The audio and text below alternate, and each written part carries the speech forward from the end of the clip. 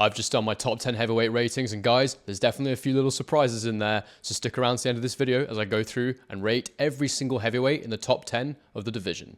Hello everyone, and welcome back to A Guy Called Henry. Guys, something a little bit different today. Finally, Joshua Dubois is over and I can start making content about some other things. And a video I made during that fight week was my final prediction video, and in that video I used a new style where I basically used FIFA Ultimate Team cards to create ratings for both of those fighters. And I thought, you know what? You guys love that. I'm going to do this for the top 10 of the heavyweight division. Now, the heavyweight division these days is so competitive that even the question can be raised of who actually should be in the top 10. So I've picked 10 fighters that I think are the top 10 fighters. Number 10, I think, is the most debatable slot. But what I've done is, guys, is I've gone through and I've entered each of these scores for each of the different categories manually, and then I've averaged out their overall score.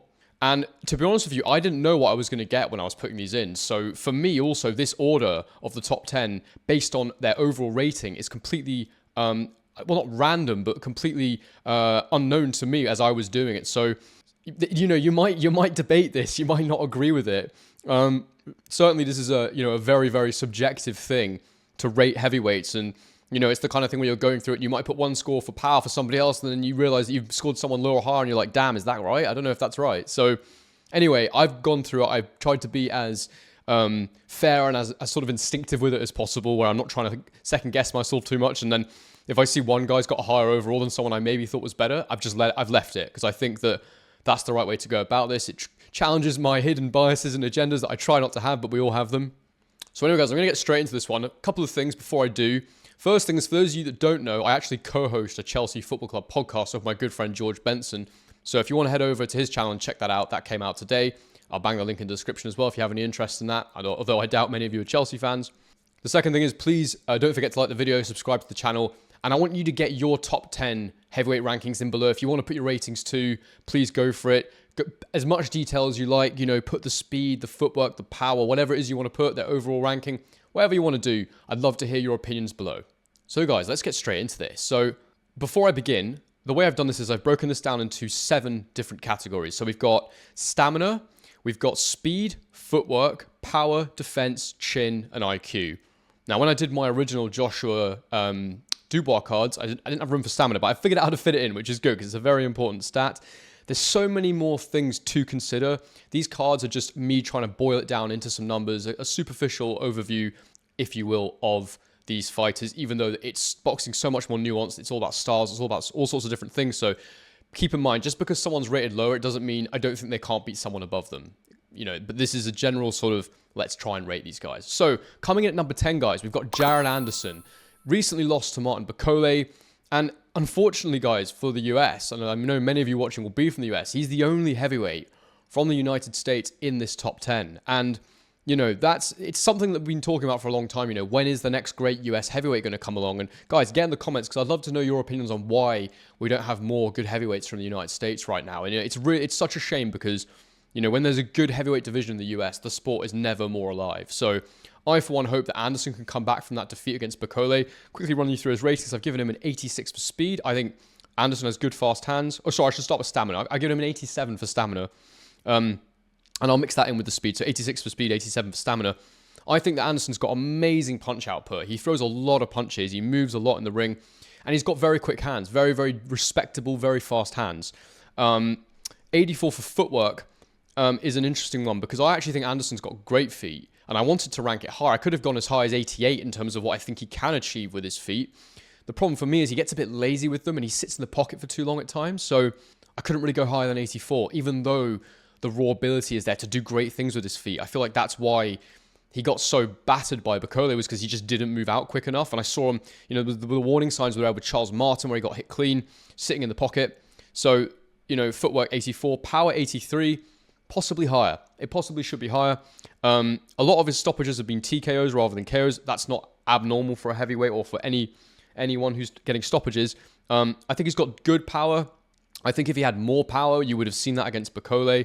If he had very good power, you would have seen that against Bakole. It's really hard to tell with Anderson, because he's not fought that many top fighters.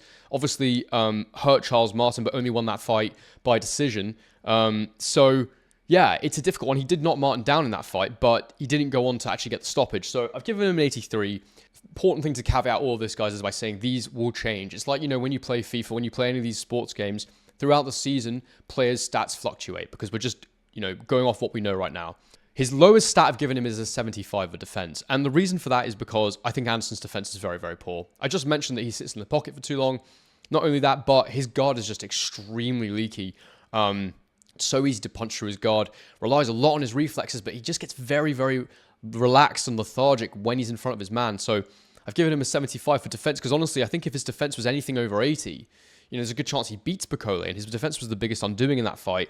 But even in other fights against lesser fighters, I mentioned Charles Martin there, he did get hit a lot. There was also the guy he fought after Martin, I can't remember who that was, but I saw him get hit quite a bit in that fight as well. So yeah, 75 for defense, his lowest stat by far. 83 for chin. He's got a fairly decent chin, and I know that because I've seen him take these clean shots owing to his leaky defense. And, Bakole, his chin wasn't good enough to not get knocked out. So I think he's got a good chin though. But, chin's hard to measure as well, guys, because it's one of those things where a good defense will hide a bad chin and it will make a good chin look even better. So it's one of them. But I think he's got a good enough chin and ring IQ of 79. I just think that his raw ability is so good that his IQ has to be judged as being a bit low because he doesn't use his tools well enough.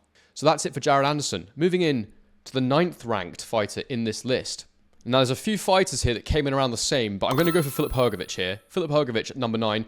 Coming in at 84 overall here, Filip Hrgović. I've given him 79 for stamina. I think, we talk about these guys. They've all got strengths. They've all got weaknesses. I think Hrgovic's stamina is his biggest weakness, and you can see that in the ratings I've given him there. His punch output, it's just not... it's good. His punch output's actually pretty good, but he gasses. He does gas, and I think it was never more evident than that Dubois fight. And that actually informed a lot of the scoring here. And it's actually, you saw it in the Zhang fight as well, where he took a big shot from Zhang early, but then he kind of just cruised the rest of the fight. He won the rounds, but, Zhang's probably the only fighter in this list that, I'm going to, spoiler alert, has got a worse stamina rating than Hrgović. But I really think that his stamina is what stops him being elite. It's what lost him the fight against Dubois. And actually, his performance against Dubois looks even better now after what we've just seen Dubois do to Joshua. And realistically, in that fight, Hrgović was winning well. It was just his stamina that let him down. So I've given him an 84 for speed. I think he's got decent heavyweight speed. I think his delivery mechanism on his jab is good. Speed's a difficult one as well because, you're talking about different kinds of speed in boxing. There's foot speed, there's hand speed.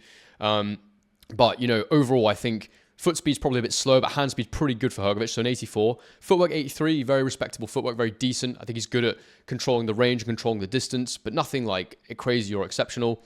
83 power I've given him, and, a lot of that is... Again, it's difficult. Have you fought someone that has just got such a good chin, that your power looks like it's less than what it is? But I think with him, because he didn't manage to stop Zhang in that fight, when Zhang, we've seen how much Zhang slows down, and then the other guy, he's won most of his fights by stoppage, but, he's fought a lot of tomato cans as well, with no disrespect intended, but guys that just aren't anywhere near the top of the game, guys like Mark Demori, for example. And then again, the way that Dubois was able to take his power, I think an 83 is a decent score for that. 84 defense. I think in the Dubois fight, his defense was actually quite good, which sounds mad to say because he got stopped, but, he did get caught with a lot of headbutts. He was eating punches up close in the clinch, but nothing was super clean. And I actually thought he defended pretty well in that fight, used his feet well. And I do think he has quite a good defense. So 84 for defense. His number one attribute that I've given him there is a 90 for chin. The guy can absorb punishment. Probably like not many in the heavyweight division. He might have the best chin in the heavyweight division. And you saw the punishment he took against Dubois when he did eat shots, when he did take punches. The shot he took from Zhang, I know he went down, but he got up and then went through the rest of the fight. So I think Filip Hrgović has got a phenomenal chin. And I've given him an overall ring IQ of 84 because I've not really seen him outboxed, but equally he has lost against Dubois. And, I think that the stamina let him down, but also he probably needed to make some adjustments in that fight. And, looking at it, maybe 84 is a bit harsh because I do think his stamina is really what lets him down. I think against Zhang as well, he failed to really turn the screw in that one. And every other fight he's won really comfortably. So that could even be up to 86 for IQ. 84 might be a bit harsh, but that's what I've given him. Moving on, we've got Joseph Parker coming in at number 8. I've given him an 84 overall here. I've given him 85 for stamina. I think Parker's got really good punch output. I think he deserves that rating, but he does tire. We saw that, he saw in the Dylan White fight. Came on strong late, but he had a lull in that fight. But, then you saw in the Zhang the difference between a guy who's like, looking just for that one knockout shot and another guy who's boxing and moving well and has the gas tank at Wilder as well. Much better punch output than Wilder. But those are two fairly low output guys. Regardless, I do think Parker's stamina is one of his better attributes. I've given him an 85 for speed. I think he's got really decently fast hands, Parker. 83 for footwork. Again, I think that could even be a bit higher. I think Parker's got very good balance, very good feet. He's good at moving in and out of range, slipping, creating angles. 85 for power. He's won quite a few of his fights by stoppage, but when you look at certain fights that I feel like he could have done a bit better in, then that's when you sort of say, is it a mindset thing? Like if you were gauging like a single punch shot on a punch machine, maybe he punches harder than a lot of guys, but because he boxes and moves more, he probably reduces his own power a little bit. So I've given him an 85 because I do think he punches pretty hard, but maybe not the hardest. Defensively, 83. He's been down a fair few times in his career. Went down against Zhang. Nothing unheard of there. Zhang knocks a lot of people down. Again, the Dylan White fight, I think it's an interesting one because Parker actually seems to be sort of aging better than a lot of heavyweights, and he's putting some good performances. What I would say is I think he's been matched extremely well because, he's been in there with Wilder. He's been in there with Zhang. Low output guys that he can go in there and he can outbox and he can outmaneuver, outwork. But if you were to put him in there with a young, hungry heavyweight, who can match his output and has good power, and you might see him come undone. So we'll see. 83 for defense. Again, he can be hit, but you've got to be good to hit him. He's not easy to hit, Joseph Parker.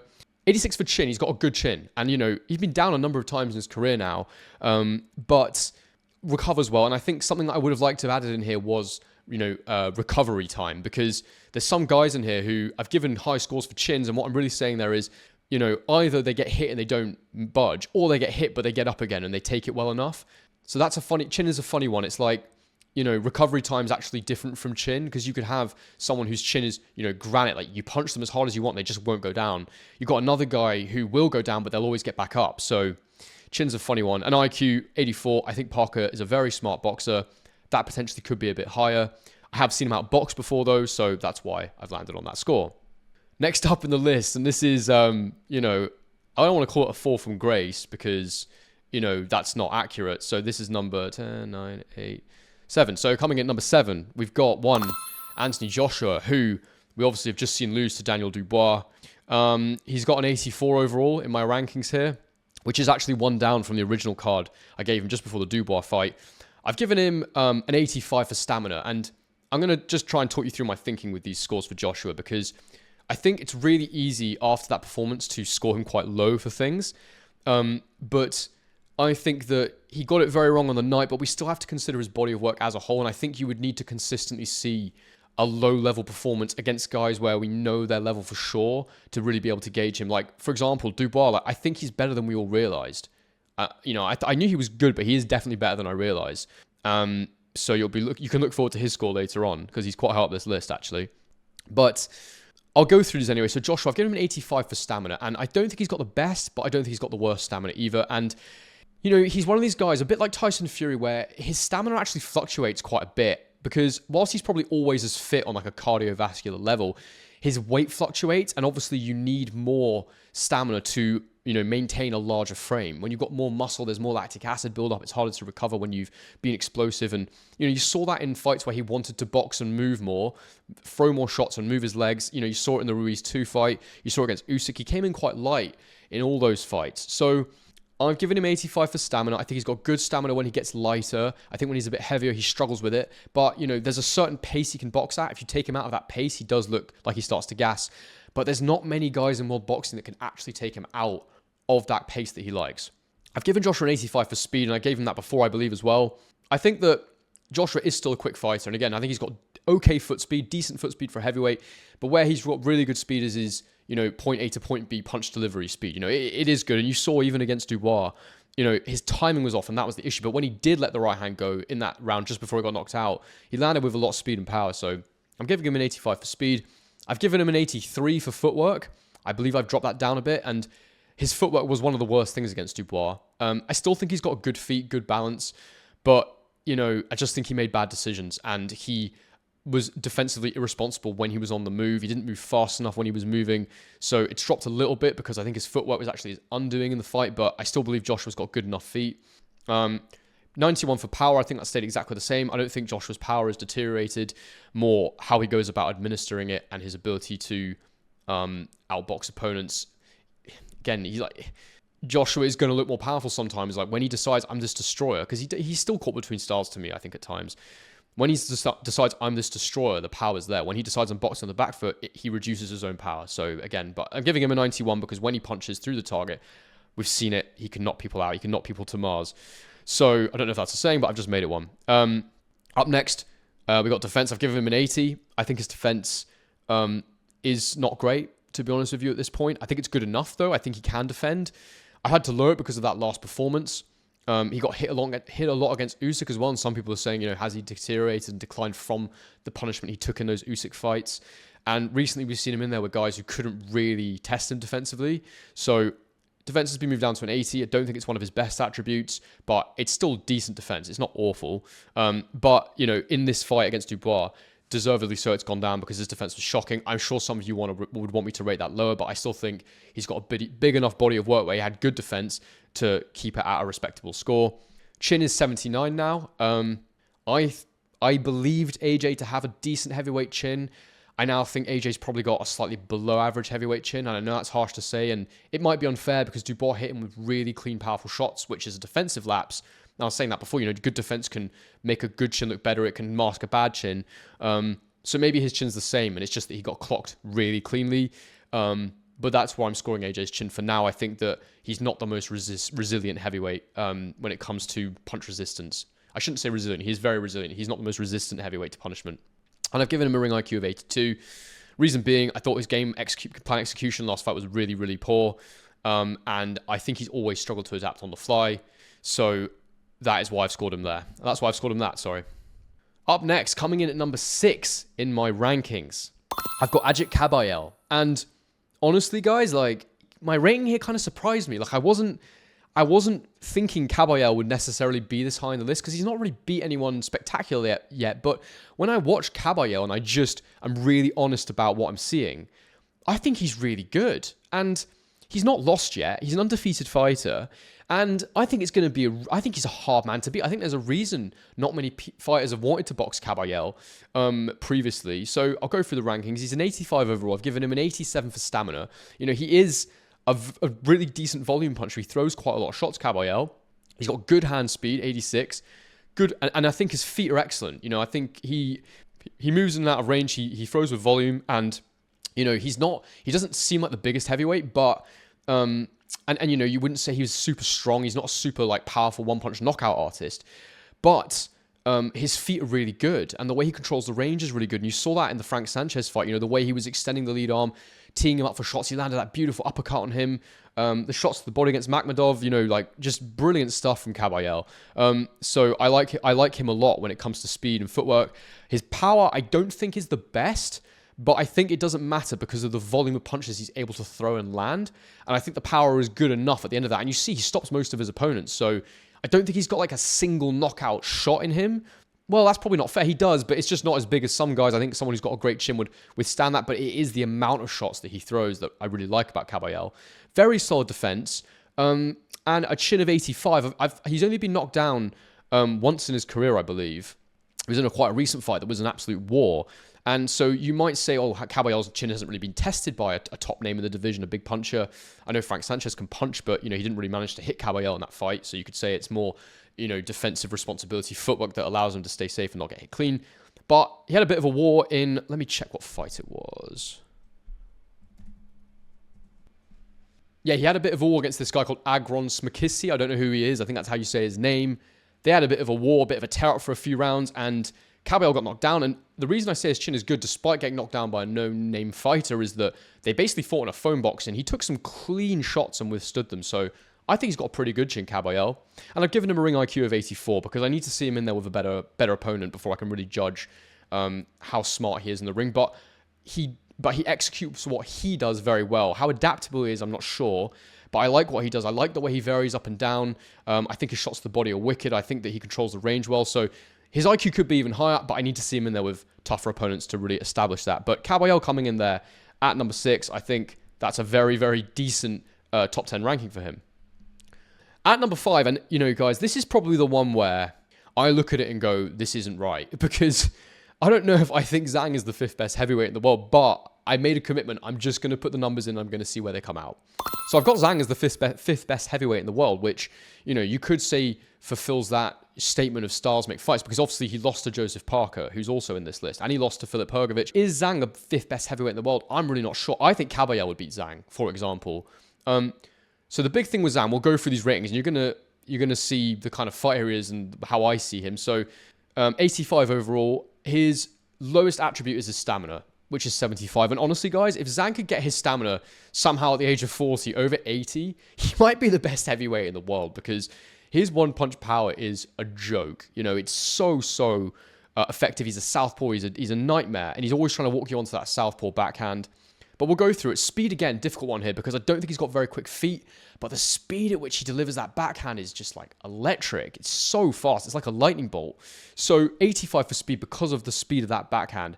83 for footwork. Nothing really spectacular there. It's solid. He's always on balance. And I think he's got very solid footwork. I think he's very good at, finding his range and maintaining his distance. The number one here, you won't be surprised to see, I've given him a 95 for power, because just some of the shots he lands are just epic. Guys with very good chins. He knocked down Hrgović. He's knocked down Parker. Two of the best chins in the heavyweight division. And I think Zhang is a brilliant, exciting heavyweight in the mix. It's a shame he's not 10 years younger, really, because I don't know how much longer he'll be around. Given him an 85 for defense. I think he's got a very decent defense, and that's shown through the fact that, he does slow down so much after a few rounds, and yet it's still quite hard to hurt him and hit him. A lot of that is through fear of being tagged by his backhand. I believe he's been down once in his career. It was to a guy called Good, I believe. I didn't even know this, but yeah, a few fights back, was knocked down in that fight, but went on to win it. So, 84 chin, that's the only thing I really have to go off. I know that AJ knocked him down. I believe AJ knocked him down in the Olympics. Let me just check that. Yeah, I'm right in saying that. I knew that was right. I just wanted to double check, guys. But yeah, so AJ's knocked him in the amateurs. So his chin's obviously not amazing, but equally in the pros, not been dropped too many times. He's been in there with some good punches. So 84 for chin. And then 84 for ring IQ, because I think he's very, very good at what he does, but he does the same thing over and over again. So, always looking to try and set up that backhand. I don't think he's doing anything. I've never really seen him vary what he does too much, but he has to have a good IQ, because he's been in there with some really good fighters. So he has to nullify them, and he has to land the backhand on them. So good at fighting his way. I think if you put him in there with the wrong style, he probably comes unstuck. And we've seen that with Joseph Parker, for example.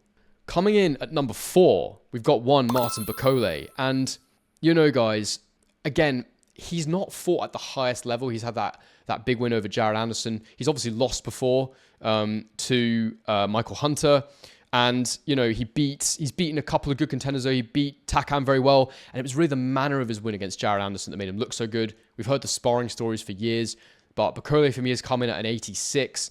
And this could be very heavy recency bias. I probably, should have been a bit more timid with some of these scores, because we probably need to see him in at a higher level before we can really know what he is. But I'll go through him anyway. So 86 overall, stamina 88. He's involved in fights where he throws a lot of punches. I think the fight with Hunter, I believe, broke like some sort of punch record. I mean, I think it was the amount of shots those two threw was insane. So 88 stamina. When he's lighter, I think his stamina it's obvious to say his stamina is even better. He's coming in a bit heavier these days, about 20 pounds heavier. He was extremely heavy in the Takam fight, but even then, his punch output's really good. It just slows his feet down a bit too much, but even when he's big, he can still throw. I've given him an 85 for speed. I think that his straight shots are not the fastest, but when he does that rainbow thing I've talked about, where he bends his arms like this, makes them loose, does the sort of George Foreman style, and, George Foreman very, very closely resembles George Foreman's style, actually, in my opinion. But when he throws with the bent arm shots, very quick. They're very, very fast. Slow feet. Well, not terribly slow, but not the fastest feet. But those shots are really fast. So I had to give him a decent score for speed. Footwork, I've given him an 85. And a lot of that, guys, is when he throws those bent arm shots, he's really good at moving around his man. And he's always on balance, Bakole. Very rare that he falls off balance. So I think he's got good footwork. That could possibly be a bit lower. And it could even be a bit higher. It just depends. We'll have to see how he does as he moves up the difficulty and opponent now. I think if we can get him in next against Zhang, for example, or Parker, we're going to find out a lot about Bakole. I've given him an 89 for power because I think he's got tremendous power. Really good at punching around the guard. Completely wiped out Jared Anderson last fight, who I think's got an okay chin, as I said, but defensively very leaky. And, you know, just the difference in power between the two men, you could really see it. It was strength more than power. I wish I could get strength on here, guys. Just not enough sections. But I think he's got very, very good heavyweight power, and I've given him an 89. An 84 for defense. He carries that lead hand very low, and we've seen him get tagged clean from that. You know, Hunter was very, very good at capitalizing on that, throwing the pull counter, you know, when the hand was low. And I think that his defense is okay, and I think he can adjust to that. But, you know, even against Anderson, you know, he let himself get hit, which moves me on to chin, 88. I think he's got a really, really good chin. He did get stopped by Hunter, though. So, honestly, maybe that should be a bit low. Maybe that should be an 86. I'm questioning my own scores here, but, you know, we're never going to get them perfect. But I think he's got a good chin, Martin Bakole. I've seen him eat some big shots. Takam fight as well. Takam, not a massive puncher, but... Sorry, not Takam. Tony Yoka fight. He ate some pretty big punches. But again, no, Yoka's not a very big puncher. So maybe the chin's too high. Maybe an 86 for chin would have been more fair. And I've given him a ring IQ of 85 because I think that I've seen him fight different ways. I think he's quite an adaptable fighter. I think he's got a lot of tools in his locker. And I think that, you know, at the minute, maybe he relies on his toughness a bit too much. I don't think he could do what he did against Anderson, against a lot of guys in the division. But very menacing. I think his toughness and his strength are the key things in being able to stand in front of someone like that. But also, he is very good at just sort of tucking his chin in behind his shoulder and riding out tough moments. So yeah, but I think Bakole is a very, very good addition to the heavyweight division. I'm very happy he's in the mix. And what a guy. I've got a Democratic Republic of Congo flag at the bottom there.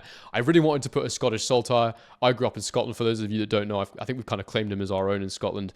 And that's where he trains out of, but I gave him the flag of where he's born. Up next, the man of the moment, Daniel Dubois, third in the rankings, and, you know, obvious why he's third. There's only two guys ahead of him. And look, guys, you know, you put him in there with Tyson Fury right now, I think Daniel Dubois might win. So, honestly, I don't think, you know, he could be number two, but we're not going to know that because I doubt we're going to see that fight. I think Frank Warren's already even said that he doesn't want to make that fight. So there you go. But anyway, we'll go through Dubois' ratings. Stamina, 87. Really good stamina, Daniel Dubois. You know, the way he kept going against Hrgovic, the pace he was able to set against Joshua. He throws a lot of punches. He moves his feet very, very regularly and quickly. And, you know, the only reason it's not higher is because I did see him start to gas up against Joshua. And, you know, again against Hrgovic, I don't think it went past round, was it 5 or 7? I don't remember exactly how long it went. I think it was around 7. But he set a really high pace and he was growing in strength in that fight. Also able to stick in there with Usyk and match Usyk's pace to a degree. I think he's got really good stamina. How good it is, we're going to have to see him taken deeper in a fight to really know. But 87 for stamina, 84 for speed. And this was a difficult one because I actually think he's got pretty quick feet.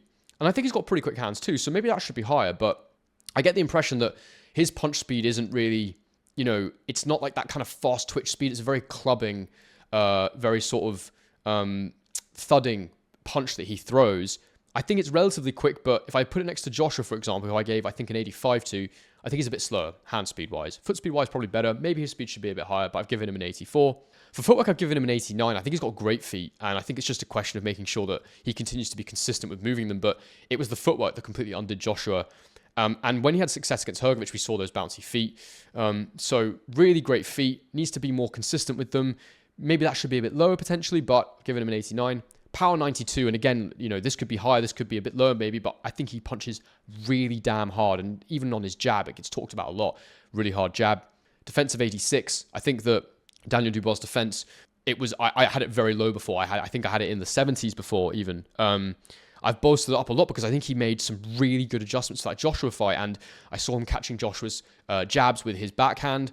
I saw him doing that jab defense he does where he puts the jab out to sort of stop you from extending your right hand properly. But you know, what he did really well was, much like Andre Ward, tucked his chin in behind the shoulder this time and made that adjustment, and his defense was great. He barely ate any shots against Joshua until, you know, he ate those two big right hands. But in that fight, he was either all the way in or all the way out. And you know, those are safe places, and that's footwork really, but it's still a part of defense. So 86 for defense. I think his defense is massively improved since that Hrgovic fight.